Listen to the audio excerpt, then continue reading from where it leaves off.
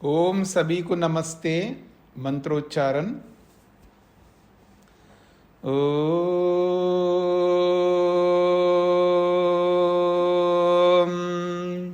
सहनाववतु सहनौ भुनक्तु सह वीर्यं करवावहै तेजस्विनावधीतमस्तु मा विद्विषावहै।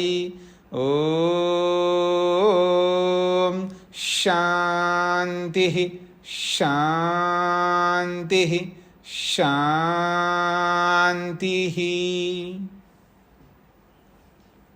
योग दर्शन की 32वीं कक्षा है।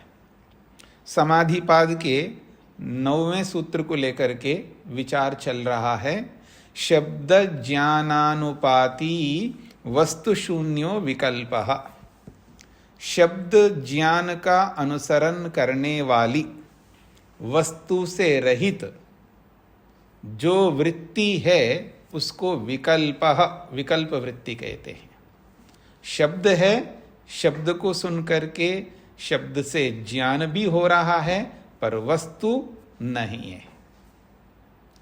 ऐसा जहां पर होता है उसे विकल्प वृत्ति कहते हैं। तो कोई भी वस्तु है, उस वस्तु को हम दो बना करके या दो से अधिक बना करके उस वस्तु को समझते हैं और समझाते हैं। और ऐसा करना यही विकल्प वृत्ति है। और ऐसा करने पर हम लोक में समुचित रूप से व्यवहार कर पाते हैं। अगर ऐसा नहीं करते हैं तो व्यवहार नहीं चल पाता है, व्यवहार की सिद्धि नहीं होती है। तो ये विकल्प वृत्ति व्यवहार की सिद्धि के लिए है। और यथार्थता में, वास्तविकता में देखेंगे तो ऐसा नहीं है। तो वास्तविक अर्थ अलग है और व्यवहार का अर्थ अलग है। तो ये जो बातें कही जा रही है आत्मा को लेकर के, चैतन्यम पुरुषस्य स्वरूपम इति। चैतन्य, चेतनता ये पुरुष का स्वरूप है। अर्थात चेतन ही पुरुष है और पुरुष ही चेतन है। ये दोनों अलग अलग नहीं है। इसलिए बोला है यदा चितिरेव पुरुष, जब चेतनता ही पुरुष है तदा ऐसी स्थिति में किमत्र केन व्यपदिश्यते, किस चेतनता से किस पुरुष को कथन किया जा रहा है। जब दोनों एक ही है तो फिर वो चेतनता से जो पुरुष को कथन किया जा रहा है, पुरुष की चेतनता, इससे क्या अर्थ निकल के आएगा? पुरुष अलग, चेतनता अलग, ऐसा सिद्ध हो रहा है पर ऐसा नहीं है। भवती च व्यपदेश वृत्ति, और ऐसा कथन करने पर, ऐसा बोला जाने पर वृत्ति बनती है कि पुरुष की चेतनता, अर्थात पुरुष अलग और चेतन अलग है। ऐसी वृत्ति, ऐसा ज्ञान हमारे मन में हो रहा होता है, उसी ज्ञान को विकल्प वृत्ति कहते हैं। जैसे यथा चैत्रस्य गौ इति, जब ये बोला जा रहा है चैत्रस्य गौ, तो चैत्र नामक व्यक्ति अलग है और गौ अलग है, गाय भी अलग है। तो चैत्र व्यक्ति की गाय, तो यहाँ संबंध बना हुआ है। यहाँ दो वस्तुएं अलग अलग है, इसलिए हमें दो वस्तुओं का ज्ञान अलग अलग हो रहा है। लेकिन पुरुष की चेतनता में ये जो दो प्रकार का ज्ञान हो रहा है अलग अलग, पुरुष अलग उसका ज्ञान, ये पुरुष है, और चेतनता एक अलग है उसका ज्ञान। ज्ञान दो प्रकार का हो रहा है यहाँ, और दो प्रकार के शब्द हैं पर दो वस्तुएं नहीं है। वस्तु एक ही है, एक वस्तु है ही नहीं। वस्तु के ना होने पर भी वस्तु जैसा ज्ञान हो रहा है ऐसा जहां होता है, इसी का नाम विकल्प है। तथा जैसे लौकिक उदाहरण है चैत्रस्य गौ, तो ऐसे ही हम शास्त्रीय उदाहरण भी दे सकते हैं। कहा है प्रतिषिद्ध वस्तु धर्मो निष्क्रियः पुरुषः।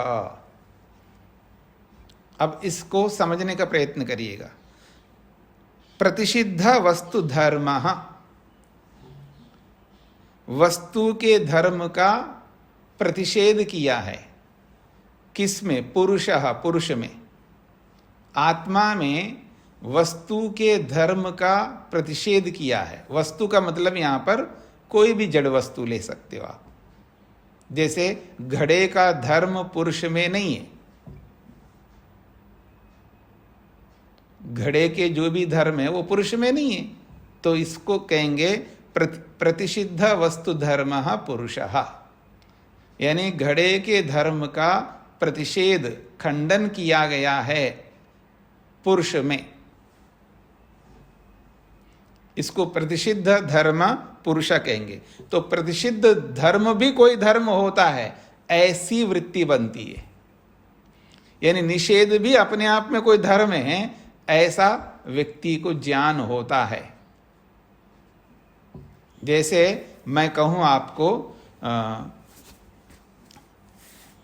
ईश्वर को आप कहते हो ना, ईश्वर कैसा है जी? अजर है। अजर का मतलब है जरा रहित है। तो जरा रहित कोई धर्म नहीं है, केवल जरा का निषेध किया जा रहा है। ईश्वर में जरा नहीं है,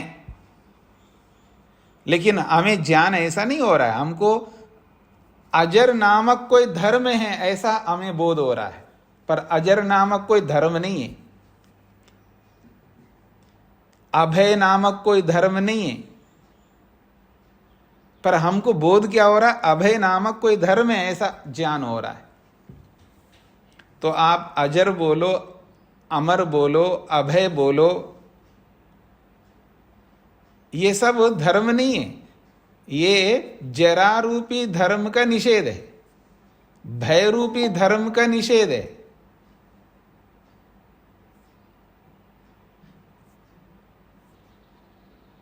ये हमें समझना है, पर वो समझ नहीं आता है। हमको ये समझ में आता है कि अभय नामक कोई धर्म है, अजर नामक कोई धर्म है, ऐसा हमें वृत्ति होती है, ऐसा ज्ञान होता है।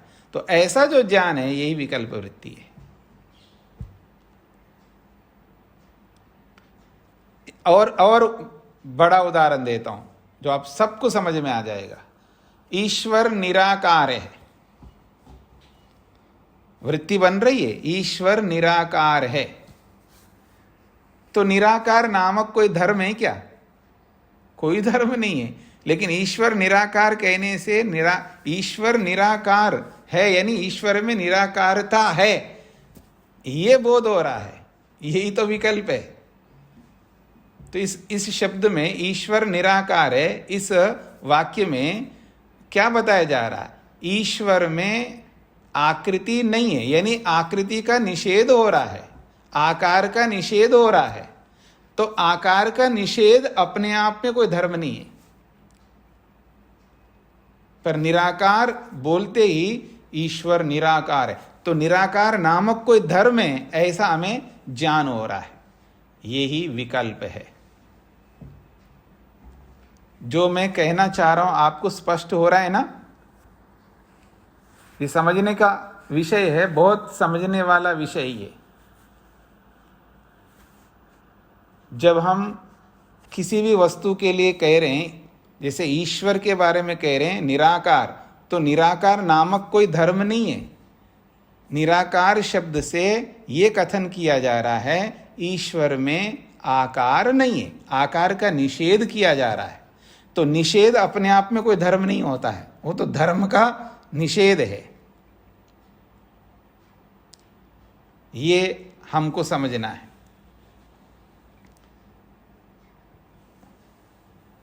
हाँ जी, धर्मी जी को क्या कहना है?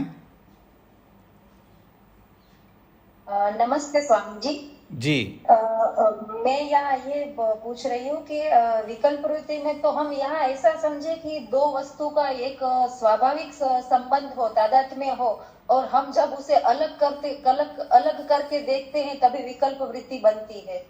नहीं नहीं नहीं, आप बिल्कुल गलत ट्रैक पे चले गए। दो अलग अलग वस्तु हैं, तो उन दो अलग अलग वस्तुओं को अलग अलग समझ रहे हैं, तो ये विकल्प नहीं है। गाय अलग है और धर्मी अलग है। तो धर्मी के पास गाय है। अगर मैं बोलूं धर्म्याः गौ, तो धर्मी जी की ये गाय है, तो दोनों अलग अलग है। धर्मी अलग वस्तु है, आप अलग हो, और आपकी गाय अलग है, तो दो वस्तुएं हैं ना। तो दो है तो दो बोल रहे हैं, और इसलिए संबंध हमने दिखाया, धर्म्याः गौ। तो यहाँ तो दोनों वस्तुओं का अलग एक स्वतंत्र अस्तित्व भी है, और जहाँ ईश्वर में गुणों का हम बता रहे हैं तो उसका एक अलग अस्तित्व गुण का तो नहीं है, वो गुण गुणी के साथ जुड़ा हुआ है। तो फिर गुण गुण कोई गुण होता ही नहीं है, यही तो समझना है आपको। अलग से कोई गुण है ही नहीं है, वो गुण की कल्पना कर रहे हैं आप। ईश्वरी वो है, हाँ, यानी आप जैसे मैं कहूँ ईश्वर का आनंद, तो आनंद को आपने गुण बोला है, वो ऐसा कोई गुण है ही नहीं है ईश्वर से अलग आनंद। जिसको आप ईश्वर का गुण कह रहे हो आनंद को, वो आनंद ईश्वर से अलग कोई तत्व नहीं है, कोई वस्तु नहीं है, कोई गुण भी नहीं है, कोई अलग चीज है ही नहीं है। वो आनंद जिसको आप बोल रहे हो ईश्वर का आनंद, ईश्वर अलग है, उसका आनंद अलग है, ऐसा कोई तत्व नहीं है। और फिर उसको आप ईश्वर में रहता है, ईश्वर का आनंद ईश्वर में रहता है, ऐसा जो बोला जा रहा है ना, ईश्वर का आनंद ईश्वर में रहता है, ये सब विकल्प वृत्ति है। ईश्वर में रहने वाला कोई आनंद नहीं है, आनंद कोई अलग चीज नहीं है जो ईश्वर में रहता है। फिर क्या है? आनंद ही ईश्वर है, ईश्वर ही आनंद है, एक ही वस्तु है यहां पर। यह यथार्थता है। पर इस यथार्थता से हम अलग क्या समझ रहे हैं? ईश्वर का आनंद, यानी वहां दो बना दिया, ईश्वर अलग, उसका आनंद अलग। और उसको आप गुण बोलो, धर्म बोलो, विशेषता बोलो, वो अलग है पर है ही नहीं है, जिसको आप अलग कह रहे हो। जी, इकाई को हम अलग करते हैं, किसी भी इकाई को अलग करते हैं, तभी वो विकल्प वृत्ति बनती है। हाँ, एक को आप दो बना रहे हो ना, ईश्वर अलग हो गया, आनंद अलग है, तो एक के दो बना दिया आपने। जब एक को दो कैसे बना सकते हैं? नहीं बना सकते, फिर भी बना रहे हो, और उस बनाने से व्यवहार भी चल रहा है, हम मान रहे हैं व्यवहार चल रहा है। हाँ जी, ईश्वर का आनंद, हाँ जी आपकी ईश्वर का आनंद मिला है, तो आप कहते हैं नहीं मिला है जी, उसी के लिए प्रयास कर रही हूं मैं, ठीक है ना, ईश्वर के आनंद पाने के लिए प्रयास कर रही हूं, ऐसा जो हम बोल रहे हैं। तो ईश्वर का आनंद के लिए हम प्रयास कर रहे हैं हम, और नहीं मिल रहा है ईश्वर का आनंद, दुखी भी हो रहे हैं। तो ये विकल्प वृत्ति दुख भी देता है ना। जी जी, हाँ, तो आगे बताया नहीं, अभी बताऊंगा मैं कि ये विकल्प वृत्ति कैसे दुख देता है। आध्यात्मिक व्यक्ति को भी दुख देता है ये, और लौकिक व्यक्ति को भी दुख देता है। ये वृत्ति है, वृत्ति है तो दुख भी देता है। अर्थात इसको हम दुखदाई बना रहे अपने हाथ से, और सुखदाई बनाएंगे जब इसका बोध करके सुखदाई भी बनाएंगे। हाँ जी, मधु जी को क्या कहना है? स्वामी जी नमस्ते जी। स्वामी जी, आपका हमारा क्या समझने का यही समझना है ना कि जो गुण किसी वस्तु में है वही उसका धर्म है। यदि वो नहीं है गुण, तो निषेध कोई धर्म नहीं है। नहीं, पहले आप ये समझे, कोई वस्तु में गुण है तो किसी वस्तु में कोई गुण नहीं होता है। अब बोलिए। धर्म भी नहीं होता है। धर्मी में नहीं, धर्म अलग, धर्मी में धर्म भी नहीं होता है। यही तो समझना है हमको। तो ये हमें यही तो समझना है ना। तो ये केवल व्यवहार के लिए है। हाँ, ये जो धर्म और धर्मी का जो अंतर हमने किया है, गुण और गुणी का जो अंतर किया है, ये सब व्यवहारिक है, ये केवल समझने के लिए है, कोई धर्म अलग है ही नहीं है। तो अब हमें इसको एक इकाई के रूप में समझ के चलना है। हाँ, बस ईश्वर तो ईश्वर के रूप में समझना। अगर ईश्वर का आनंद बोलते हैं, सुन लीजिएगा, ईश्वर का आनंद बोलते हैं तो ईश्वर आनंद रूप है, आनंद स्वरूप है। ईश्वर कैसा है? आनंद स्वरूप है। अर्थात ईश्वर का आनंद के रूप में नहीं देख रहे हैं, ईश्वर को ही आनंद के रूप में देख रहे हैं। जी जी स्वामी जी, धन्यवाद। और दूसरी बात है, ईश्वर, जैसे ईश्वर में आनंद है, ये कथन ही विकल्प वृत्ति है। तो ऐसे ही ईश्वर में निराकारता है, ऐसा नहीं है। जैसे ईश्वर में आनंद है ये बोल सकते हैं क्योंकि ईश्वर का आनंद है। तो ऐसे कोई कहे ईश्वर में निराकारता है, वो भी विकल्प वृत्ति है। ईश्वर का निराकारत्व ये भी विकल्प है। तो ईश्वर का निराकारत्व कोई धर्म नहीं है। निराकारत्व से ईश्वर के आकारत्व का खंडन हो रहा है। अच्छा, हाँ, समझने के लिए केवल ही हम ये बोलेंगे। नहीं, समझने के लिए भी कोई नहीं है धर्म यहाँ पर। निराकारत्व कोई धर्म है क्या, ये बताइए आप। नहीं, पर हमको बोध हो रहा है निराकार एक धर्म है, ऐसा बोध आ रहा है। ईश्वर का निराकारत्व, इससे एक अनुभूति हो रही ईश्वर का निराकारपन है, तो वो भी एक धर्म है, ऐसी वृत्ति बन रही है मन में और उसको लोक में लेकर के भी चल रही ईश्वर का निराकारत्व। करेंगे जैसे मनुष्य का मनुष्यत्व, तो ऐसे ईश्वर का निराकारत्व। तो वास्तव में निराकारत्व कोई धर्म है ही नहीं है, फिर भी हमको ऐसा ज्ञान हो रहा है, ये भी विकल्प है। तो इसको पढ़ने का अभिप्राय तो ये हुआ ना कि हम इसको हटाकर चले। अब नहीं, ये जितना समझा, देखिए समझने का इसको चलाओ ना, व्यवहार के लिए बोलो, लेकिन वास्तव में ऐसा कुछ नहीं है, ये भी समझो। जी, हाँ, व्यवहार के लिए है, धन्यवाद। व्यवहार के लिए ईश्वर का आनंद है, यथार्थ में ईश्वर का कोई आनंद नहीं है, ये समझना है। ठीक है, समझे, ठीक है, समझे, धन्यवाद। शेखर जी। जी प्रणाम स्वामी जी। स्वामी जी, जब हम सोकर उठते हैं और कहते हैं कि मुझे कुछ नहीं पता चला, तो ये अज्ञान का ज्ञान कौन सी वृत्ति में आएगा? नहीं, कुछ पता नहीं चला का मतलब है सोते हुए सो करके उठने पर तीन प्रकार से हम बोलते हैं। अभी वो निद्रा वृत्ति में इसकी चर्चा करेंगे। ये अभी निद्रा वृत्ति का है ना ये विषय, उसी में चर्चा करते हैं। तो यहाँ पर विकल्प वृत्ति के बारे में चर्चा करते हैं। जी, महिमा जी।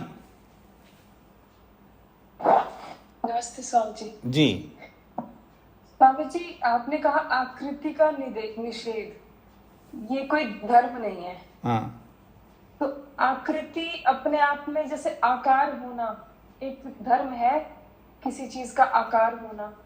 जैसे आपकी आकृति है, ठीक है ना, तो ऐसे क्या ईश्वर की आकृति है? तो कह रहे हैं आप नहीं है। ईश्वर उदाहरण के नहीं, समय पे ही सोचना है। पहले सुन लीजिएगा, जैसा मैं पूछ रहा हूं वैसा आपको उत्तर देना है। जैसे आपकी आकृति है तो आप क्या उत्तर देंगे? है। मेरी आकृति है, मेरे शरीर की आकृति है, ये आप उत्तर दे रहे हैं। तो क्या ऐसे ईश्वर की आकृति है तो आप क्या उत्तर देंगे? नहीं है। तो ईश्वर में आकृति नहीं है, ये अर्थ है। तो आकृति नहीं है भी कोई धर्म है, ऐसा अगर आप मानेंगे तो ये विकल्प वृत्ति है, क्योंकि मानते हैं ऐसे आपका मतलब सभी लोग मानते हैं, बोलचाल में सभी लोग मानते हैं ईश्वर निराकार है। जब ऐसा बोलते हैं तो हमें जो ज्ञान हुआ है ईश्वर में निराकारता है, ऐसा बोध हो रहा है। निराकारता है ऐसा बोध हो रहा है, अर्थात निराकारता को एक धर्म मान बैठे हम लोग, जबकि कोई धर्म नहीं है निराकारता। और मुझ में आकृति है, ये तो ठीक कथन, ये भी विकल्प वृत्ति में है। वो भी विकल्प। मेरी आकृति है तो आकृति यानी शरीर की आकृति है। तो जब आप ऐसा कहेंगे शरीर की आकृति है, तो शरीर ही आकृति है, आकृति ही शरीर है, दोनों अलग नहीं है। लेकिन शरीर की आकृति बोलते ही ये विकल्प वृत्ति है। पर स्वामी जी, भावना और भाषा का फिर कोई अस्तित्व नहीं रहा है ना, उसका व्यवहार हम कर ही रहे, मान रहे हैं। आपकी आकृति वस्तु जैसे पिक्चर बनती है, जैसे भाषा की भी बनती है और कुछ भावना की भी बनती है, जैसे प्रेम की, और ऐसे मतलब ये जो पिक्चर बनती है माइंड में, जो भाव आते हैं, इनका कोई अस्तित्व नहीं है, मतलब ये सब विकल्प वृत्ति में है। देखिए, सबको इस तरह मत बोलिए। पिक्चर बनती का मतलब है उस आप पिक्चर से संस्कार बोल रहे हो, तो संस्कार तो है ना, संस्कार तो बन रहा है। अब वो संस्कार जो है उसका भी बन रहा है, जो नहीं है उसका भी बन रहा है। पर वो जो जैसे ईश्वर निराकार है, तो निराकार के रूप में जो संस्कार बन रहा है, लेकिन वहां आकृति का निषेध के रूप में संस्कार बन रहा है, लेकिन उस निराकारता को एक धर्म मान रहे हैं। ये विकल्प वृत्ति है। ठीक है। अनीता जी। नमस्ते स्वामी जी। जी स्वामी जी, जैसे आप यथार्थ रूप में इसको मानने से वो कह रहे हैं कि अभी जैसे बताया कि जो ये जो वृत्ति है, हम इसको व्यवहार में इसको ले रहे हैं निराकारता, या हम इसको चाहे ईश्वर के आनंद को, तो यथार्थ रूप में दोनों एक ही चीज को हम लें, और व्यवहार में हम बोलने वक्त इसको दो चीज बोलें, ये नहीं समझ में आ रहा स्वामी जी। क्यों नहीं समझ में आ रहा है? जब आप बेटे को समझाते हो कि पानी ठंडा है, समझाते हो, तो व्यवहार की सिद्धि हो रही है? ये नहीं हो रही है। पानी ठंडा है, पानी गर्म है, तो पानी को अलग बोल रहे हो और ठंडे को अलग बोल रहे हो। अच्छा, तो व्यवहार की सिद्धि हो रही है ना। अच्छा, ये व्यवहारिक रूप में नहीं, तो ये पानी और ठंडे को हम अलग नहीं कर सकते। हाँ, नहीं कर सकते, एक ही चीज है। ठीक है। इसी तरह ईश्वर का आनंद ऐसा कुछ नहीं है, ईश्वर ही आनंद है। मतलब ईश्वर कहो आनंद कहो एक ही बात है। अच्छा जी। हाँ, जब तात्विक रूप से जब हम समझते हैं तो दोनों अलग नहीं, एक ही चीज है। वो ही आनंद है, वो ही। व्यवहारिक रूप में बोलते हैं। पहले एक की बात पूरी हो जाए फिर बोलिएगा। ईश्वर का आनंद कह करके जब व्यवहार हम करते हैं तो वो कर सकते हैं, ये शास्त्र सम्मत व्यवहार है, इसी को विकल्प कहते हैं। ये व्यवहार करो, इसमें कोई आपत्ति नहीं, लेकिन ये व्यवहारिक भाषा है। और वास्तविक भाषा क्या है? ईश्वरीय आनंद है, आनंद ही ईश्वर है। पर ये हमको समझ करके चलना है। अगर नहीं समझ करके चलते हैं तो हमें दुख मिलेगा। निराकार ही ईश्वर है, ईश्वर इसी निराकार। नहीं, गलत ट्रैक में जा रहे हैं। निराकार में तो आकार का निषेध हो रहा है। अच्छा। हाँ, वो कोई धर्म नहीं है, यही तो आपको समझना है। अच्छा, ठीक है, समझ, ठीक है स्वामी जी, धन्यवाद। हाँ, अभी आपको नहीं पकड़ में आया फिर, लेकिन आप बोल रहे हो, लेकिन ये समझ लो कि कुछ बुद्धि में आ रहा है, उसको समझने का प्रयास हो रहा है स्वामी जी। जी, मैं आप अकेले को नहीं कह रहा हूं, मैं और भी बहुत सारे लोगों को नहीं समझ में आ रहा होगा। माइक बंद करके रखिएगा कि निराकार शब्द जो है, ये जो शब्द है, शब्द तो निराकार है, निराकार शब्द है, लेकिन निराकार नामक कोई धर्म नहीं है। ये समझना है सब लोगों को। फिर क्या है इस शब्द में? ये शब्द कह रहा है आकार नहीं है, ये कह रहा है। तो आकार नहीं है ये जो शब्द कह रहा है, पर उस शब्द को निराकार बोलते ही निराकार भी कोई धर्म है ऐसा हमारे को वृत्ति होती है, ज्ञान होता है। ये विकल्प वृत्ति है, पर ऐसा कोई निराकार धर्म नहीं होता है। निराकार धर्म ना होते हुए भी निराकार धर्म को मान रहे हैं, यही विकल्प वृत्ति है। प्रमीला जी। सब्जी प्रणाम जी। सब्जी, जो मैं समझी मैं गलत हूँ कि सही हूँ, थोड़ा सा बताइएगा। जैसे वस्तु नहीं है पर वस्तु का ज्ञान हमको हो रहा है, यही विकल्प वृत्ति हुई ना? मैं आप उदाहरण दोगे तब मैं बताऊंगा आप क्या समझ रहे हो। ये ईश्वर का उदाहरण, मैंने तो दोनों उदाहरण मेरे को बड़े अच्छे लगे ईश्वर के, मैंने वही अपने दिमाग में डाले हैं। ये दोनों उदाहरण बहुत अच्छे लगे मेरे को। एक निराकार वाला भी उदाहरण और दूसरा ईश्वर आनंद स्वरूप है। तो मतलब ईश्वर ही आनंद है और आनंद ही ईश्वर है, ये दो अलग अलग नहीं है। शब्द तो है परंतु उनके अनुरूप वस्तु नहीं है, वो दोनों एक ही वस्तु, वो एक ही चीज है, ईश्वर भी और आनंद। ये मेरे दिमाग में समझ आया है, गलत है कि सही? नहीं, देखिए, ईश्वर आनंद स्वरूप है, ईश्वरी आनंद है, आनंद ही ईश्वर है। तो इस बात को आप विकल्प में ले रहे हैं, किस में ले रहे हैं? विकल्प में ही ले रहे हैं। नहीं ले सकते, गलत जा रहे हैं आप, गलत जा रहे हैं। तो अभी तो विकल्प वृत्ति पढ़ रहे हैं, तो उसमें ये उदाहरण हमने समझा, तो इसीलिए मैं तो विकल्प वृत्ति समझ रही हूँ। दोनों को अलग करना है। ईश्वर का आनंद जब बोलेंगे तो ईश्वर और आनंद अलग बोला जा रहा है, तब ये विकल्प वृत्ति है। लेकिन ईश्वर ही आनंद है, आनंद ही ईश्वर है, ये विकल्प नहीं है, ये प्रमाण वृत्ति है। अच्छा अच्छा, हाँ ठीक है स्वामी जी, ये बात ठीक है। विकल्प वृत्ति कौन सी है? जैसे ईश्वर आनंद स्वरूप है, ये विकल्प नहीं नहीं, आप भ्रम में मत आइएगा, धैर्य रखिएगा, माइक बंद कर लीजिएगा, भ्रम में मत आइएगा, जल्दीबाजी मत करिएगा। ईश्वर का आनंद जब बोलते हैं तो ईश्वर और उसका आनंद, ईश्वर का आनंद यहाँ संबंध है ईश्वर का। जैसे प्रमिला का घर, तो यहाँ प्रमिला अलग है, घर अलग है, तो यहाँ संबंध है। ऐसे ईश्वर का आनंद में भी ईश्वर अलग, आनंद अलग है, ऐसा लग रहा है, ये विकल्प वृत्ति है। अब मैं बोलूं ईश्वर आनंद स्वरूप है, इसमें ये बोला जा रहा ईश्वर ही आनंद है, आनंद ही ईश्वर है, ये कोई विकल्प वृत्ति नहीं है, ये प्रमाण वृत्ति है। हाँ लवनीश जी। स्वामी जी, जो हम विचार करते हैं ईश्वर के गुण, कर्म और स्वभाव, तो ये भी विकल्प में आएंगे, क्योंकि ईश्वर के अलग कर दिया हमने, गुण भी, कर्म भी, स्वभाव भी, तो हम विकल्प वृत्ति में बैठ के विचार कर रहे होते हैं इस बात तो ये। हाँ जी, ईश्वर के गुण बोलो, कर्म बोलो और स्वभाव बोलेंगे तो ईश्वर का स्वभाव का मतलब है वो विकल्प नहीं है, ईश्वर का स्वरूप बता रहे हो, वो विकल्प वृत्ति नहीं है। ईश्वर के गुण बोलोगे तब वो विकल्प में जाएगा। ठीक है सर।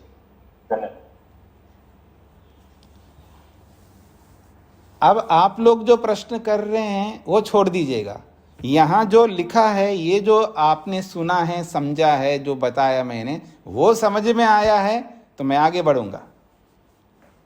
मुख्य विषय क्या था यहाँ पर जो बोला है, प्रतिषिद्ध वस्तु धर्म, वस्तु के धर्म पुरुष में प्रतिषिद्ध है, अर्थात जो वस्तु के धर्म बताए जाते हैं, जैसे घड़ा है या शरीर है या मकान है, उसमें जो धर्म है, उसमें क्या धर्म है? रूप, रस, गंध, स्पर्श, शब्द, ये वस्तुओं के धर्म है। वो धर्म आत्मा में नहीं है, तो इसके लिए कहेंगे प्रतिषिद्ध वस्तु धर्मो पुरुषः। तो प्रतिषिद्ध वस्तु धर्मो पुरुष, प्रतिषिद्ध धर्म वाला पुरुष है, तो इससे भी एक वृत्ति बन रही है, प्रतिषिद्ध रूपी भी कोई धर्म है, ये विकल्प वृत्ति बन जाएगी। दूसरा उदाहरण दिया है निष्क्रियः पुरुषः।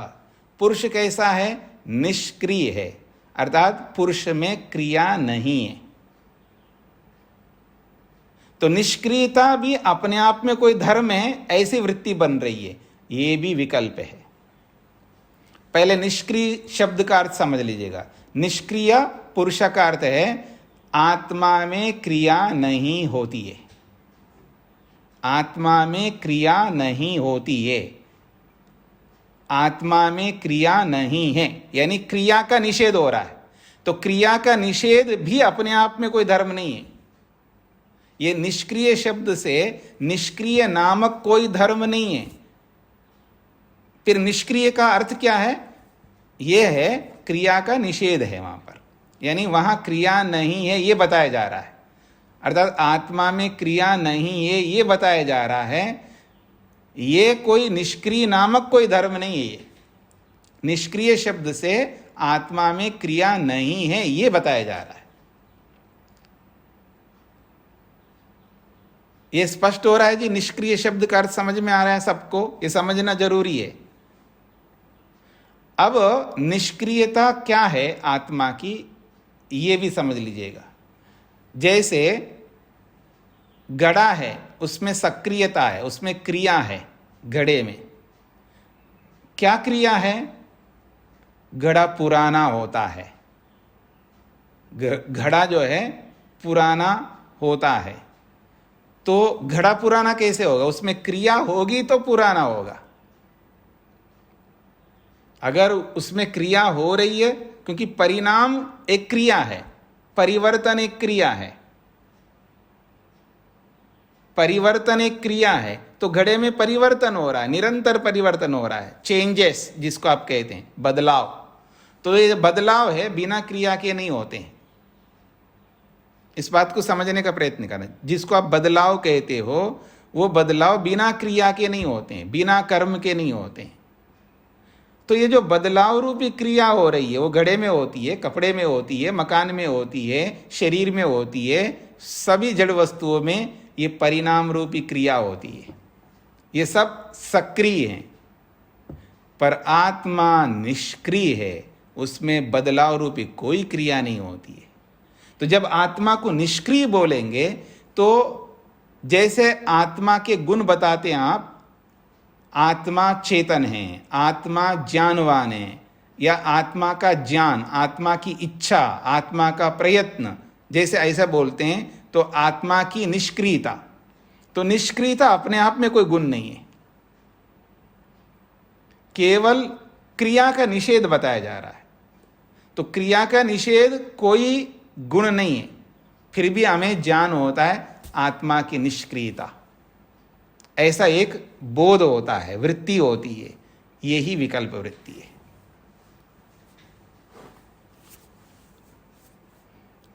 तो जीवात्मा के बारे में कहो या परमात्मा के बारे में, या आत्मा से दोनों ले सकते हैं, पुरुष से दोनों ले सकते हैं, परम पुरुष को भी ले सकते हो, आप पुरुष को स्वयं को भी ले सकते हो, दोनों निष्क्रिय है।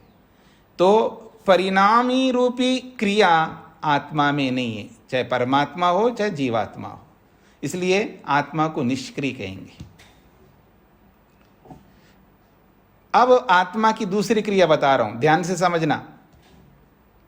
दोनों क्रियाएं हैं, लेकिन एक क्रिया का निषेध बता रहे, जैसे आत्मा में क्रिया नहीं होती, आत्मा को निष्क्रिय कहेंगे। लेकिन मैं आत्मा को सक्रिय भी बनाता हूं, आत्मा क्रियावान भी है। कैसे? तो देशांतर गमन क्रिया आत्मा में होती है, एक जगह से दूसरे जगह पर जाता है तो क्रिया करके जाता है आत्मा। तो ये क्रिया तो है आत्मा में। क्यों जी, आप सब लोग चलते फिरते नहीं, क्या आते जाते नहीं है? तो आत्मा में गति हो रही नहीं हो रही है? हो रही है ना। आत्मा देखो, मधु जी कहाँ बैठी हैं? अमेरिका में। हाँ, अब भारत में थी कुछ दिन पहले, अब अमेरिका में जाके बैठी है। तो बिना गति किए कैसे जा सकती है? उनकी आत्मा गति करके ही गई है ना। शरीर गति किया है तो शरीर के साथ आत्मा ने भी गति किया है।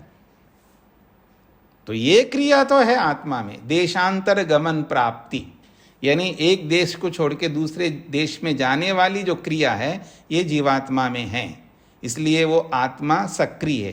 तो जब आत्मा को सक्रिय बोलेंगे तो इस प्रकार की क्रिया, देशांतर गमन रूपी क्रिया आत्मा में है। देखो, एक शरीर को छोड़ करके दूसरे शरीर को प्राप्त होता है, पिछले शरीर को छोड़ के अगले शरीर को प्राप्त होता है, और हम सब ने पहले वाले शरीर को छोड़ करके इस शरीर में आए हैं, और एक दिन जरूर आएगा हम सबका। हाँ, बस इंतजार मैं कर रहा हूँ, एक दिन जरूर आएगा हमारा, इस शरीर को भी छोड़ करके फिर अगले शरीर को प्राप्त करेंगे।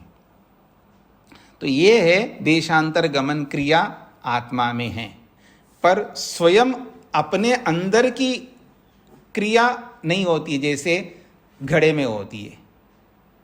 क्रियाएं दो प्रकार के हैं ना, एक अंदर की क्रिया, एक बाहर की क्रिया। बाहर की क्रिया तो होती है आत्मा में, लेकिन अपने अंदर की क्रिया, परिवर्तन रूपी क्रिया, चेंजेस रूपी क्रिया आत्मा में नहीं होती है।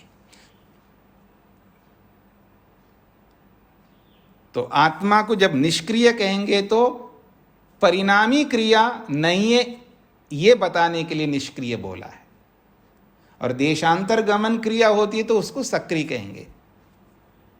आत्मा में गति है, आत्मा में क्रिया है, आत्मा निष्क्रिय भी है और सक्रिय भी है। तो निष्क्रिय किस कारण से है और सक्रिय किस कारण से है, ये अंतर भी आप लोगों को पता होना चाहिए। क्योंकि ये नहीं बताऊंगा मैं तो आपने यही सुन लिया, यहाँ पर आत्मा निष्क्रिय है, आत्मा में कोई क्रिया नहीं होती है, अभी हाड़े रहोगे आप। ना आओ देखता है आदमी, ना ताव देखता है। जो एक पढ़ता है उस सेंटेंस को पढ़ करके फिर वो उसको समझे बिना चलता है तो बहुत समस्याएं आती है। तो इसलिए जब भी हम कुछ पढ़ते हैं तो उसको पूरी तरह समझ करके जब पढ़ेंगे तो आगे कोई समस्याएं नहीं आएंगी। अब ये पुरुष के लिए बोला है, तो निष्क्रियता अपने आप में कोई धर्म नहीं है, फिर भी निष्क्रियता कोई धर्म है ऐसा ज्ञान हो रहा होता है, इसी का नाम विकल्प वृत्ति है। और एक विशेष बात कही जा रही, इसको भी समझने का प्रयत्न करना। तिष्ठति बाणः, बाण ठहरता है। तिष्ठति क्रियापद है और बाणः बाण है, तो बाणः तिष्ठति, बाण ठहरता है। स्थास्यति बाणः, बाण ठहरेगा, ये भविष्यत्कालीन क्रिया है। और स्थितः बाणः, बाणः स्थितः, बाण ठहर गया, ये भूतकाल की क्रिया है। ये तीन क्रियाएं हैं। तिष्ठति ये वर्तमान क्रिया है, स्थास्यति ये भविष्यत क्रिया है, स्थितः ये भूत की क्रिया है। तो तिष्ठति बाणः ये विकल्प वृत्ति है, स्थास्यति बाणः ये भी विकल्प वृत्ति है, और स्थितः बाणः ये भी विकल्प वृत्ति है। अब ये कैसे विकल्प वृत्ति है ये समझ लीजिएगा। उसको समझा रहे हैं। गति निवृत्तो धात्वर्त मात्रम गम्यते, गति निवृत्तो धात्वर्त मात्रम गम्यते। धातु का अर्थ क्या है? स्था धातु का अर्थ है गति का निषेध। तिष्ठति में गति नहीं है, गति का निषेध हो रहा है। तो जब गति नहीं है तो ठहर रहा है, ये ठहरना अपने आप में कोई क्रिया नहीं है। जैसे कोई आदमी खड़ा है तो आप क्या बोल रहे हैं? खड़ा है, बहुत देर से खड़ा है, खड़ा है, ये चल ही नहीं रहा है, खड़ा है। तो खड़ा होना भी एक क्रिया है ऐसा समझ बैठता है व्यक्ति, और दुखी हो रहा होता है। अब आपके दुख निकालता हूं मैं अब आपके मन से। ट्रेन में बैठे हैं आप, ट्रेन आगे बढ़ नहीं रही है, कहीं रुकी हुई होती है, ट्रेन रुका हुआ है, बड़ा परेशान हो रहा होता है। जैसे बस में बैठा है तो बस रुकी हुई है, बड़ा परेशान होता है। अपनी कार में बैठा हुआ आदमी, बस आगे चल ही नहीं रही, गाड़ी खड़ी है, और खड़ी होने को भी एक क्रिया समझ रहा है व्यक्ति, दुखी हो रहा होता है। ठीक है, तो अब इसमें दुखी होने का क्या मतलब है? जब मार्ग मिलेगा चल पड़ेंगे। देखिए कितना अंतर होता है। आप भारत में ट्रैफिक जाम हो गया तो गाड़ियों में सब बैठे हुए हैं, परेशान हो रहे हो, हॉर्न बजा रहे हैं, ये क्यों नहीं आगे बढ़ रहे हैं? भाई कैसे बढ़ेंगे? आगे जगह मिले तभी तो बढ़ेंगे। और यही क्रिया, यही स्थिति आप अमेरिका या कनाडा या ऑस्ट्रेलिया और जो फॉरेन कंट्रीज में दें, वो शांति से बैठे रहते हैं, कुछ नहीं बोलते हैं, कुछ नहीं बोलते। कोई काम धंधा हो तो वो करते रहते हैं, और वो नहीं है बस बैठे रहते हैं। आगे की गाड़ी बढ़ती है तो वो बढ़ते रहेंगे, नहीं बढ़ रही है चुपचाप, कुछ नहीं बोलते। क्यों आगे वाले क्यों नहीं बढ़ रहे हैं? हॉर्न नहीं बजाएंगे, कुछ बोलेंगे नहीं, वह शांति से बैठे रहेंगे। उनको पता है जब रास्ता मिलेगा तभी आगे बढ़ेंगे। आपके बोलने से, मेरे बोलने से, चिल्लाने से, हॉर्न बजाने से कुछ नहीं होने का है। कितने समझदार होता है इस विषय में, तो बहुत समझदार है आदमी।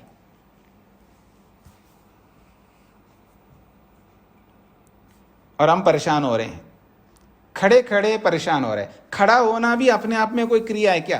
तिष्ठति, खड़ा है, तो खड़ा होना क्रिया नहीं है, क्रिया का निषेध बताया जा रहा है। तिष्ठति बाणा से बाण ठहरता है, तो ठहरता है तो ठहर रहा है बोलो, तो ठहर रहा है बोलो, ठहरता बोलो, ये कोई क्रिया नहीं है, यहाँ तो क्रिया का निषेध बताया जा रहा है। लेकिन हमें वृत्ति बन रही है कि बाण ठहरता है, तो ये भी कोई क्रिया है ऐसा मान बैठते हम, पर यही विकल्प है। बाण ठहरेगा, बाण ठहरेगा भविष्यत्कालीन वृत्ति है। तो ठहरेगा में, तो ठहरेगा भी ठहरा नहीं है, ठहरेगा, तो वहां ठहरेगा भी वो कोई क्रिया नहीं है, वह तो वहां भी क्रिया का निषेध ही बताया जा रहा है। और बाणः स्थिता, बाण ठहर गया, तो ठहर गया भी अपने आप में क्रिया नहीं है, वो भी क्रिया का निषेध है। तीनों ही कालों में क्रिया का निषेध बताया जा रहा है, क्योंकि धातु का यही अर्थ है कि क्रिया नहीं है, क्रिया नहीं हो रही है। तो क्रिया ना होना भी कोई क्रिया है, ऐसा कोई समझ बैठता है तो यही विकल्प वृत्ति है, लेकिन ऐसा हम समझते हैं। तथा, और जैसे ये बाण के बारे में बोला है, अब आत्मा के बारे में बोल रहे हैं। तथा अनुत्पत्ति धर्म पुरुषः, पुरुष कैसा है? अनुत्पत्ति धर्म वाला, यानी उत्पन्न नहीं होता है। अनुत्पत्ति धर्मा पुरुषा, तो अनुत्पत्ति नामक कोई धर्म है ऐसा हमको ज्ञान हो रहा है, पर इसमें बोला क्या जा रहा है? आत्मा उत्पन्न नहीं होता है, उत्पत्ति का निषेध बताया जा रहा है। तो उत्पत्ति का निषेध अपने आप में कोई धर्म नहीं होता है, लेकिन अनुत्पत्ति धर्मा ऐसा बोलते ही अनुत्पन्न धर्मा, अनुत्पत्ति रूपी कोई धर्म होता है ऐसा ज्ञान हो रहा है, वृत्ति बन रही है, यही विकल्प है। इसलिए कह रहे हैं उत्पत्ति धर्मस्य अभाव मात्रम अवगम्यते। यहां अनुत्पत्ति धर्म में उत्पत्ति धर्म का अभाव बताया जा रहा है, तो उत्पत्ति धर्म का अभाव अपने आप में कोई धर्म नहीं है। इसलिए कह रहे हैं न पुरुषान्वयी धर्म, पुरुष में रहने वाला कोई ऐसा धर्म नहीं है अनुत्पत्ति रूपी धर्म जिसको आप मान बैठे हो। अनुत्पत्ति धर्म नाम की कोई पुरुष में रहने वाला धर्म नहीं है। फिर क्या है ये अनुत्पत्ति धर्म शब्द का क्या अर्थ है? इतना ही बताया जा रहा है, आत्मा उत्पन्न नहीं होता है, बस ये बताया जा रहा है। तस्मात् विकल्पितः स धर्म, इसलिए वो जो धर्म है वो विकल्पितः, कल्पना की जा रही है। तेन अस्ति तेन च अस्ति व्यवहार, और इस विकल्प वृत्ति से भी व्यवहार चलता है। हम आसानी से सुनते हैं और मानते हैं और चलते हैं, सारी क्रियाएं कर रहे हैं और सारा प्रयोजन भी हम सिद्ध कर रहे हैं। इस विकल्प वृत्ति को लेकर के हम लौकिक सारा प्रयोजन सिद्ध कर रहे हैं, और वास्तविकता कुछ और है। यही विकल्प वृत्ति है। अब इस सूत्र के जो भी वाक्य हैं और जो भी शब्द बताए हैं कि अनुत्पत्ति धर्म से और निष्क्रिया से और प्रतिषिद्ध वस्तु धर्म से, तिष्ठति बाना, स्थास्यति बाना, स्थितः बाना, ये सारे जो उदाहरण दिए हैं, इनमें किसी को कोई बात समझ में नहीं आई है तो पूछ सकते हैं।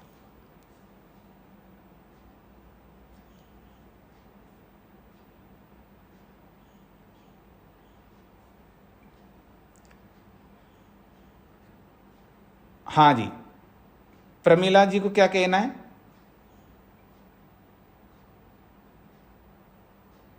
अच्छा, हटा दिया। हाँ, अनीता जी को क्या कहना है? जी स्वामी जी, जैसे ये ग्लास में कहा गया कि हम इसी का वृत्ति का, इसी विकल्प वृत्ति का प्रयोग करके हम जीवन में कॉमनली हम ये यूज करते हैं, तो इसके ये क्या ठीक है या गलत है? ये क्या बोला है आपने? दोबारा बोलिए। अभी ये अंत में कहा गया ना कि हम इसी विकल्प वृत्ति में, हम इसमें कोई वो नहीं है, दोष नहीं है कि हम इस आम बोलचाल की भाषा में हम इसको इस्तेमाल करते हैं विकल्प वृत्ति को, तो हम प्रायः ही विकल्प वृत्ति का ही प्रयोग करते हैं जब हम बोलचाल की भाषा में रखते हैं। तो ये क्या गलत है या क्या सही है? इस वृत्ति को हम कैसे लेंगे? तो ये तो व्यवहार बोला जा रहा है ना, ये व्यवहार के लिए है, ये सुखदाई है, व्यवहार में प्रयोग करना ही चाहिए, इसके बिना व्यवहार आपका चल ही नहीं सकता। तो ये ठीक है जी? तो ठीक है, यही तो बोल रहा हूँ, और क्या बोलूं? जी ठीक है, ठीक है समझ। आपको संशय किस में हो रहा है? अभी आपका संशय पता नहीं लग रहा है। वृत्ति के ऊपर ही है कि हम इस, जैसे हम अभी आपने कहा निष्क्रियता का है, मतलब क्रिया का अभाव है, तो हम इसको गलत बोल रहे हैं या ये सही इसमें ले रहे हैं, ये मतलब है मेरा। नहीं, अभी आप समझ नहीं पाए विकल्प वृत्ति को, ये इसका ही अभिप्राय है। विकल्प वृत्ति का अर्थ क्या है ये तो स्पष्ट कर ही दिया है। एक वस्तु को दो बना करके हम व्यवहार कर रहे हैं, ये विकल्प वृत्ति है, और इससे व्यवहार हो रहा है, तो जब व्यवहार हो रहा है तो ये सुखदायी बन रहा है। अब आपको प्रश्न करना है ये दुखदायी कैसे बनता है, ये पूछिएगा तो मैं उत्तर दूंगा। अब वो ना पूछ करके आप स्वयं भ्रमित हो रहे हो। जी स्वामी जी। हाँ, ठीक ये है, सुख, आप यही बता दीजिए कि ये दुखदायी हाँ कैसे वो मैं बताऊंगा, अभी बताया ही नहीं ना मैंने। मतलब ये विकल्प वृत्ति है, और ऐसा विकल्प वृत्ति का होना कोई गलत थोड़ा बताया जा रहा है। तो विकल्प वृत्ति व्यवहार के लिए बोल रहा, तेन च अस्ति व्यवहार। इस सारे विकल्प वृत्ति से व्यवहार हमारा बखूबी बहुत अच्छा चल रहा है, सब काम हो रहे हैं, व्यवहार की सिद्धि हो रही है। इसका मतलब ये सुखदायी बन रही है वृत्ति। ये तो सुखदायी के रूप में बताया, जहाँ व्यवहार की सिद्धि हो रही है वहाँ सुखदायी है। लेकिन व्यवहार में तो सुखदायी है, लेकिन यथार्थता में दुखदायी है। वो हमको समझना है, वो बताऊंगा मैं। पहले आपके प्रश्नों को उत्तर दूंगा मैं। शेखर जी। जी स्वामी जी, तो जो बाण हैं स्वामी जी, जी तो ये रुकना मतलब गति क्रिया थी, तो इसलिए हम विकल्प वृत्ति कहेंगे इसको। हाँ जी, वहाँ बाण ठहरता है का मतलब है बाण ठहरना अपने आप में कोई क्रिया नहीं है। बाण का ठहरना क्रिया का निषेध है। जी जी। और हम उसको क्या मान रहे हैं? हम मान रहे बाण का ठहरना भी अपने आप में कोई क्रिया है। जी जी। और बाण गति कर रहा है उसको कहेंगे तो वो प्रत्यक्ष स्वामी जी। हाँ, वो तो बाण गति कर रहा है तो क्रिया हो ही रही है, तो उसमें कोई आपत्ति नहीं है। हाँ। तो फिर वहां पर बाणः चलति गच्छति ये बोलेंगे। तो गच्छति जो है वो क्रिया, उसमें ऐसा है धातु अनेक प्रकार की होती है। अब मैं भाषा विज्ञान से आपको स्पष्ट करना चाहूँगा। धातु जो है अनेक प्रकार की होती है। धातु का अर्थ होता है क्रिया, लेकिन धातु दो प्रकार की है। एक क्रिया को बताने वाली धातु है और एक क्रिया का निषेध करने वाली धातु है। लेकिन धातु बोलते ही वो ये समझ रहा है धातु का मतलब क्रिया, ऐसा नहीं है। जैसे मैं कहूंगा ये क्रियापद है, गच्छति ये क्रियापद है, तो उसमें गति है, क्रिया है, इसलिए वो गच्छति क्रियापद है। लेकिन मैं ये भी बोलता हूं तिष्ठति ये क्रियापद है, तो जब ये सुनता है व्यक्ति तो तिष्ठति ठहरना, तो ठहरना भी अपने आप में क्रिया है, ऐसा बोध होता है, ऐसा ज्ञान होता है। तो ये जो ज्ञान है ठहरना रूपी ज्ञान, ये क्रिया का निषेध है। ठहरना अपने आप में कोई क्रिया नहीं है, वो तो क्रिया का निषेध है। लेकिन हमको ज्ञान क्या हो रहा है? क्रिया के रूप में हो रहा है। ठहरना भी अपने आप में कोई क्रिया है, ये है विकल्प वृत्ति। जी जी जी स्वामी जी, धन्यवाद जी। राजवीर जी। प्रणाम स्वामी जी। जी। स्वामी जी, आत्मा के लक्षण होते हैं इच्छा, द्वेष, प्रयत्न आदि, तो फिर आत्मा निष्क्रिय कैसे हो गया? नहीं, पहले निष्क्रिय का अर्थ बताइए, आप क्या समझ रहे हैं निष्क्रिय से? मैं निष्क्रिय का अर्थ ये समझता हूँ जिसमें कोई परिवर्तन नहीं होता हो, किसी में कोई क्रिया नहीं होती हो। हाँ, तो क्रिया का मतलब कौन सी क्रिया? स्वामी जी, प्रयत्न, इच्छा वगैरह ये भी तो क्रिया ही है। नहीं है, बिल्कुल नहीं है, वो गुण है। गुण को कैसे क्रिया कहेंगे? इच्छा तो गुण है, वो क्रिया थोड़ी है। अब आपको क्रिया और गुण को समझना है। पहले क्रिया किसको कहते हैं, गुण किसको कहते हैं, ये समझ लीजिएगा। तो जैसे आप हाथ ऊपर उठाइए तो क्रिया हो रही है, ये है क्रिया, इसको क्रिया कहते हैं। या आप बैठे हैं तो खड़े हो गए, तो ये क्रिया है। खड़े हैं और चल रहे हैं, ये क्रिया है, इसको क्रिया कहते हैं। जैसे बस चल रही है, ये क्रिया है, बस की क्रिया हो रही है। कार चल रही है, कार की क्रिया हो रही है। तो जहां गति दिखाई दे रहा है किसी वस्तु में, तो समझ लेना वो क्रिया हो रही है वहां पर, ये है क्रिया। तो ऐसा आत्मा में क्रिया है, आत्मा भी चलता है, गति करता है, तो ये क्रिया तो है आत्मा में। लेकिन यहाँ निष्क्रिय शब्द से वो क्रिया को बताया जा रहा है जो बदलाव रूपी क्रिया है। जैसे शरीर में होता है, शरीर में बदलाव रूपी क्रिया है। जैसे आपका शरीर बूढ़ा हो रहा है ना, बदलाव हो गया आपका शरीर। पहले तो जवान थे आप, मैंने आपसे 25 साल पहले मिला था, तब तो बड़े जवान थे। लेकिन उदाहरण दे रहा हूं, मैं मिला नहीं हूं आपसे, एक उदाहरण दे रहा हूं कि 25 साल पहले आपसे मिला था तब तो बड़े जवान थे, लेकिन आप तो प्रौढ़ हो गए, आप सीनियर सिटीजन बन रहे हो आप, तो शरीर में बदलाव हो गया। तो शरीर में बदलाव बिना क्रिया के नहीं हो सकता। ठीक इसी प्रकार क्या आत्मा में ऐसा बदलाव होता है, ऐसी क्रिया होती है आत्मा में? तो नहीं होती है। इसलिए आत्मा क्या है? निष्क्रिय है। जी, निर्मला जी को क्या कहना है?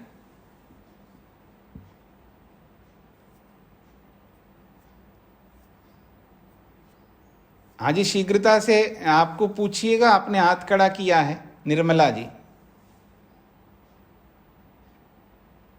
हाँ जी, सुरेश जी गर्ग।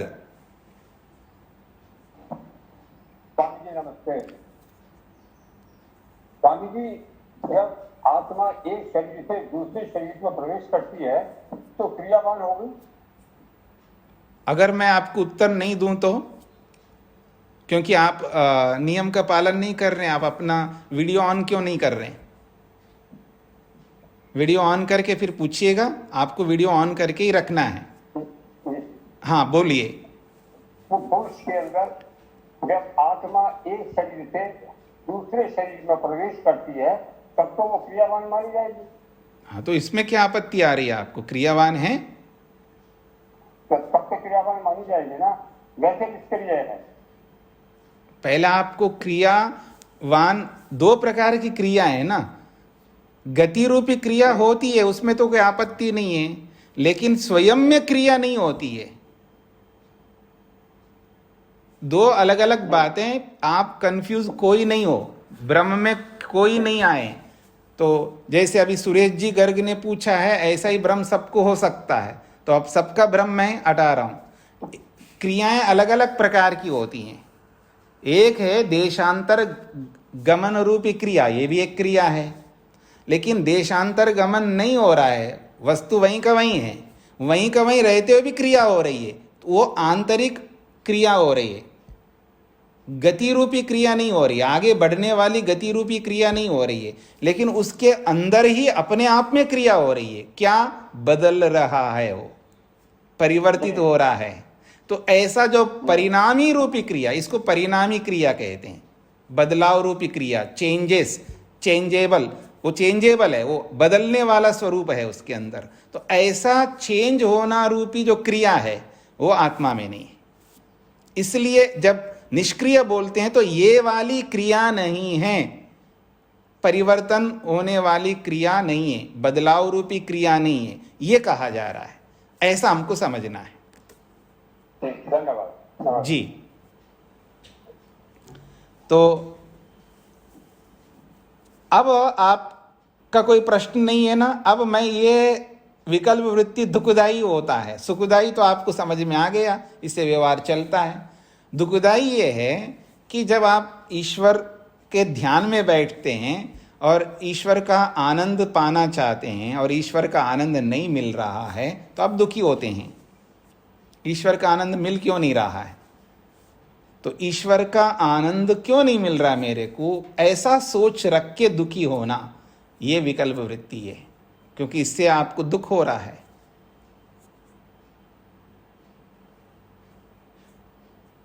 जैसे व्यवहार में भी कोई आदमी खड़ा हुआ है, ये खड़ा क्यों है? तो खड़ा रहना भी कोई क्रिया मान करके चले कोई, तो भी ये खड़ा ही रहेगा। खड़ाई है, चल ही नहीं रहा है। खड़ा होना भी अपने आप में कोई क्रिया नहीं है। खड़ा है तो खड़ा है, तो खड़ा ही रहेगा जब तक वो खड़ा रहेगा। जब आगे गति करेगा तो गति करेगा। नहीं, गाड़ी चल ही नहीं रही है, गाड़ी खड़ी है ऐसा मान करके दुखी हो रहा होता है व्यक्ति। तो खड़ी होना भी अपने आप में कोई क्रिया नहीं है, वहाँ दुखी नहीं होना है। खड़ी है तो खड़ी है, बस ठीक है। ये खड़ी क्यों है? तो खड़ी होना भी अपने आप में कोई क्रिया मानता है। तिष्ठति, जैसे यानम तिष्ठति, यान खड़ा है, तो खड़ा होना अपने आप में कोई क्रिया नहीं है। कि खड़ा क्यों है मान करके व्यक्ति दुखी हो रहा होता है।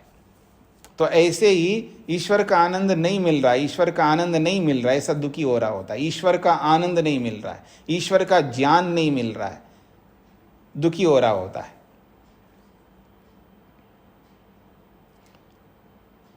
हाँ, अगर आप ये कहोगे ईश्वर का आनंद यानी ईश्वर आनंद स्वरूप है, इसका बोध नहीं हो रहा है। ईश्वर आनंद स्वरूप है, इसका मेरे को बोध नहीं हो रहा। एक ज्ञान है, ईश्वर ज्ञान स्वरूप है, ये अलग प्रकार का ज्ञान है, ये यथार्थता है। जब यथार्थता में रहता है तो व्यक्ति को दुख नहीं होता है। तो ईश्वर आनंद स्वरूप में मेरे को बोध नहीं हो रहा है, नहीं हो रहा है। क्यों होगा? ऐसा काम ही नहीं किया मैंने, वो काम करूं ना। यथार्थता में जब रहता है ना, व्यक्ति को दुख नहीं होता है। जैसे पैसे नहीं मिल रहे, अरे कैसे मिलेंगे पैसे? मेहनत करोगे तो पैसे मिलेगा। और कोई मेहनत किए भी नहीं, पैसे क्यों नहीं मिल रहे, पैसे क्यों नहीं मिल रहे, दुखी क्यों हो रहा है व्यक्ति? बिना मेहनत के कैसे पैसे मिलेंगे? तो ऐसे ही ईश्वर का आनंद मेरे को चाहिए। ईश्वर का आनंद, मैं ईश्वर का दर्शन करना चाहता हूं, तो चाह रखने से ईश्वर का दर्शन होगा? नहीं होगा। और नहीं हो रहा है तो दुखी हो रहा है। तो जैसे ईश्वर का दर्शन ना होने पर दुखी होता है, ऐसे ईश्वर के आनंद ना मिलने पर भी दुखी होता है योगाभ्यासी। ईश्वर का आनंद नहीं मिल रहा है, ईश्वर का ज्ञान नहीं मिल रहा है, इससे भी दुखी होता है। ये अयथार्थ में यानी विकल्प में हो, विकल्प वृत्ति को अपनाता हुआ दुखी हो रहा है, तो ये दुखदाई बनना है। और इसको विकल्प वृत्ति के रूप में ना देखो, यथार्थ में देखो, तो ठीक है, ईश्वर आनंद स्वरूप है, उसका बोध नहीं हो रहा है।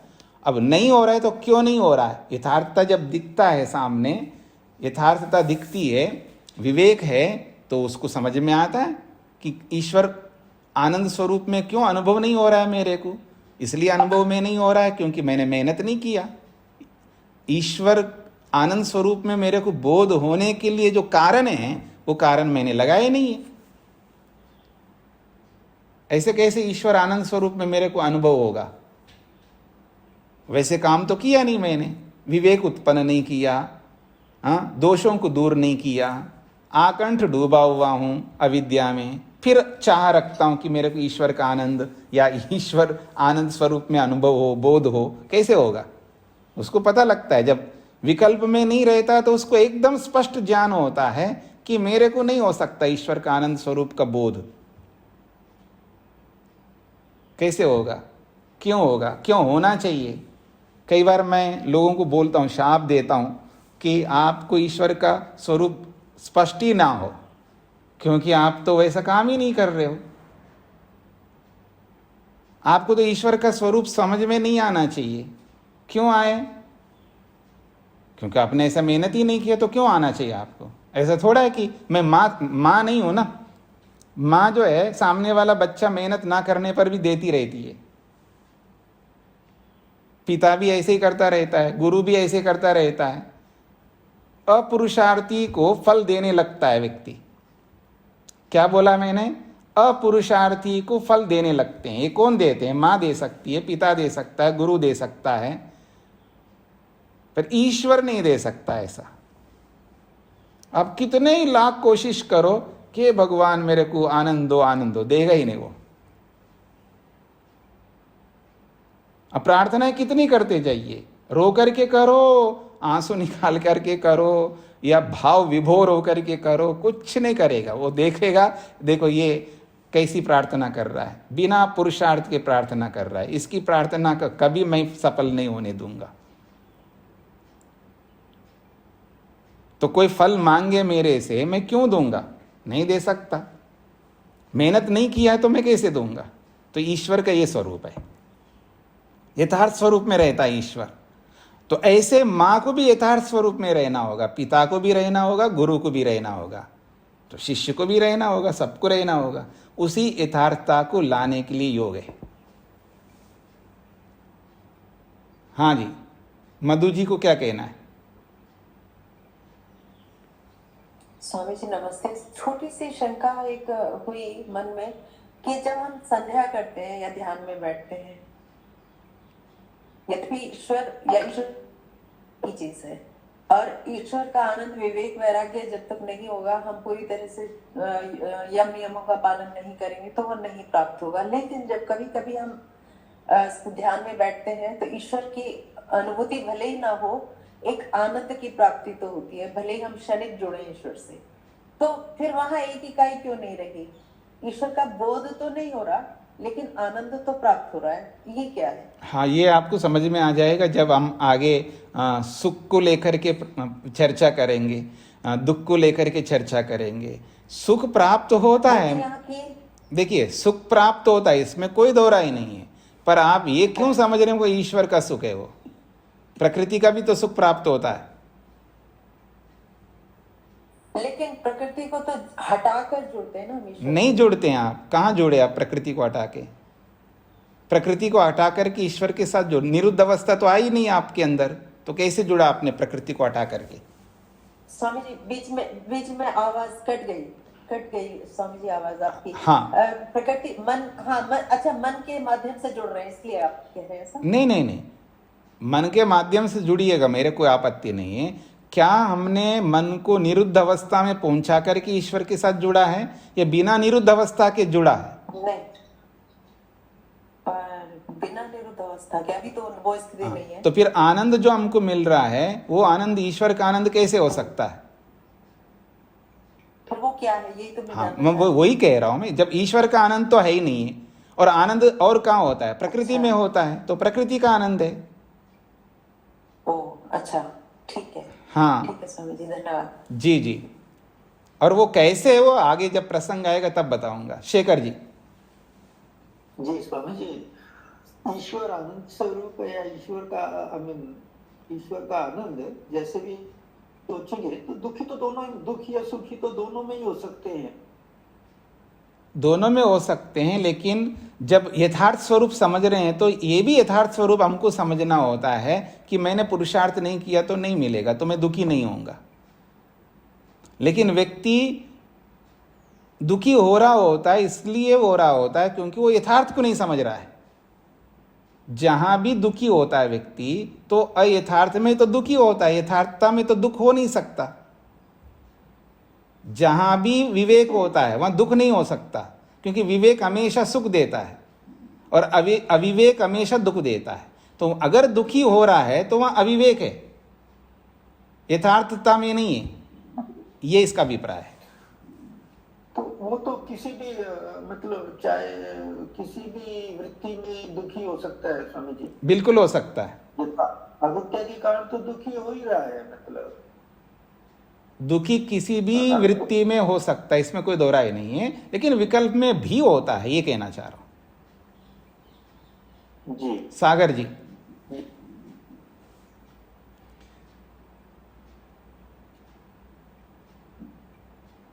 सागर जी, आपने हाथ खड़ा किया, बोलिए। अच्छा, कोई बात नहीं, तो इसको यहीं पर विराम देते हैं जी। विकल्प वृत्ति आपके सामने आ गई है और इस विकल्प वृत्ति को लेकर के अच्छी तरह समझने का प्रयत्न कीजिएगा, क्योंकि इतना आसान नहीं है विकल्प वृत्ति को समझना, बहुत कठिन है। लेकिन आप इसको सूक्ष्मता से समझने का प्रयत्न करेंगे तो निश्चित रूप से सबको समझ में आएगा। ओम शांति शांति शांति ही।